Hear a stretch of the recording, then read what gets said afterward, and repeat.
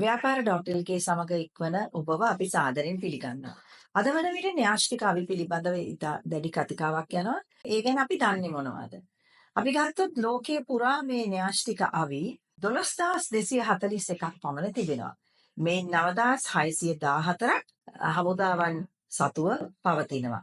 මේන් 3912ක් මේ වන විට මිසයිල් ලෙස සබ්මරීනවල සහ ගුවන් යානාවලත් ඒ 2100ක් ඕනෑම වෙලාවක පහර දිය හැකි විදිහකට පවත්වාගෙන යනවා.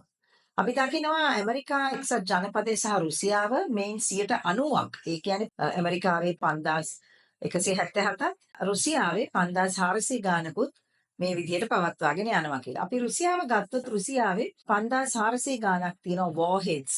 එහෙම නැත්නම් ඒ න්‍යාෂ්ටික අවි 1718ක් ඕනෑම වෙලාවක භාවිතයට යොදාවන්න ලෑස්ති කරලා තියෙනවා. ඊට අමතරව රුසියාව තම න්‍යාෂ්ටික අවි නවීනකරණයට ලක් කරමින් ඉදිරියට පවත්වාගෙන යන්න කටයුතු කරනවා. අපි ඇමරිකා එක්සත් ජනපදයේ බැලුවොත් 5047ක් තියෙනවා. ඒ වගේම ඒ 1477ක් අයින් කරලා තියෙනවා. නමුත් ඒවා ගලවා නැහැ. ඒකේ ප්‍රතිඵලයක් හැටියට අපිට කියන්න පුළුවන් ඔවුන් සතු 6500ක් තිබෙනවා කියලා. දැනට ඒන් 3700ක් භාවිතයට යොදාගෙන තිබෙනවා. එතකොට චීනය දිහා බැලුවොත් චීනයේ තියෙනවා 600ක්.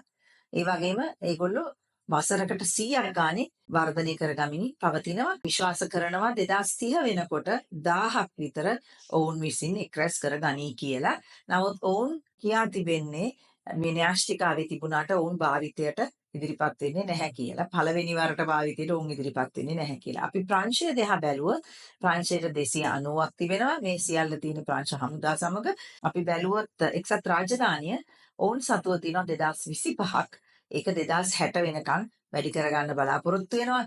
මීට අමතරව මෙම න්‍යාෂ්ටික අවි ඔවුන්ගේ ගුවන් හමුදාව සතු ජෙට් යානාවලත් සවිකර තිබෙනවා. ඉන්දියාවට අපි ඊළඟට ප්‍රවේශ වුණොත් ඉන්දියාවේ 180ක් තිබෙනවා.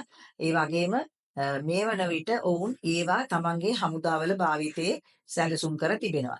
පාකිස්තානයේ සතුව 170ක් තිබෙනවා. ඔවුන් නමුත් මේවත් ඉදිරි කාලයේදී නවීනකරණයට ලක් කරන බව සඳහන් වෙනවා. ඊශ්‍රායලයේ සතුව පවතිනවා 90ක්. නමුත් ඔවුන් ඒක පිළිගන්නෙත් නෑ, නොපිළිගන්නෙත් නෑ මේවා තමන් සතු න්‍යාෂ්ටික අවි කියලා. ඊට පස්සේ අපි බැලුවොත් උතුරු කොරියාව දිහා ඔවුන්ට 50ක් තිබෙනවා. 90ක් වෙනකන් ඔවුන් වැඩි කරගන්නවා කියලා සඳහන් වෙනවා.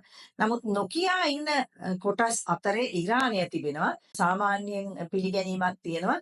ඔවුන්ට යුරේනියම් මගින් 60%ක න්‍යාෂ්ටික අවිභාවිතය සඳහා අවශ්‍ය යුරේනියම් ඔවුන් සතුව පවතිනවා. 60%ක් ඔවුන් සතුව ඒ න්‍යාෂ්ටික අවි සඳහා අවශ්‍ය යුරේනියම් ඔවුන් සතුව පවතිනවා කියලා. මීට අමතරව න්‍යාෂ්ටික අවි සඳහා දකුණු කොරියාව, ජපානය, ජර්මනිය, පෝලන්තය හා තුර්කියත් ඉදිරි කාල තුලදී ඉදිරිපත් වෙනවා කියලා පිළිගැනෙනවා. නමුත් මෙතනින් අපි කල්පනා කරන්නට අවශ්‍යයි මේ තරම් වූ නියුක්ලියර් නැත්නම් න්‍යාෂ්ටික අවිතොගයක් තියෙන මේ ලෝකේ යුද්ධයක් සිදු වුණොත් කොයි වගේ දෙයක් වෙයිද කියලා. ඉතින් අපි හැමෝම ප්‍රාර්ථනා කරනවා එයට එහෙම වෙන්න එපා. නමුත් අපි දැනගන්නට අවශ්‍යයි කොයි වගේ න්‍යාෂ්ටික අවි ලෝකයේ සතුව පවතිනවද කියලා. යලිත් අපිත් සමග හමු වෙනකම් ආයුබෝවන්.